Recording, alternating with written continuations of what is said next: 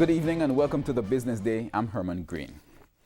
National Commercial Bank, NCB, has intensified efforts to tackle credit card fraud. It has introduced an online dispute resolution portal for customers.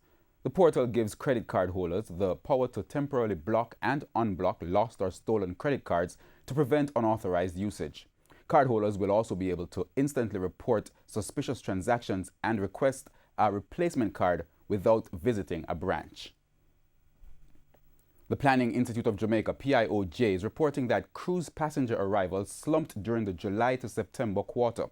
The news comes amid assertions from Tourism Minister Edmund Bartlett that 2018 is a spectacular year in cruise tourism.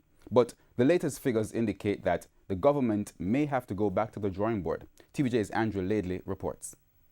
Cruise passenger arrivals at the island's major tourist port in Falmouth are down by about a third of its regular outturn, a signal that the government may have to revisit how they get cruise passengers here. Falmouth was down 32.2% to 104,811 passengers. But it's not just Falmouth alone. Ocho Rios was down 4.8% to 98,084 passengers.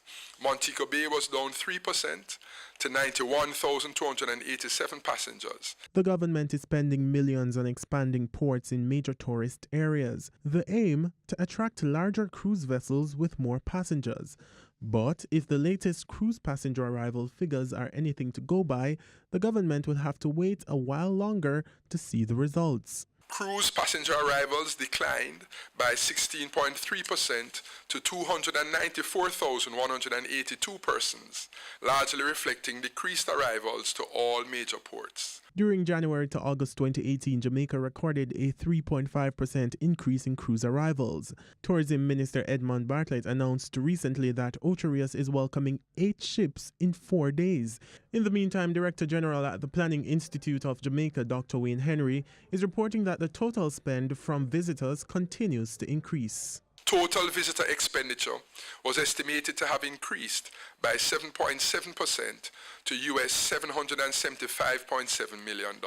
For the Business Day, I'm Andrew Laidley. Currency trading ended today with the US dollar selling for $126.72. The Canadian dollar closed at $96.30. The pound is going for $162.69, while the euro is being sold for $145.07 on average. Oil prices held firm today. Oil for delivery in December closed at $53.86 a barrel. The JSE index gained 3,253 points today, while the junior market index is up by 19 points. Among the winners were AMG Packaging and Paper, Berita Investments, Carib Cement, Derrimon Trading, Elite Diagnostic, Grace Kennedy, Indies Pharma, and Jamaica Broilers. On the losing side were Berger Paints, Caribbean Producers, Everything Fresh, Jamaica Stock Exchange, Knutsford Express Services, Lasco Manufacturing, and Mayberry Investments.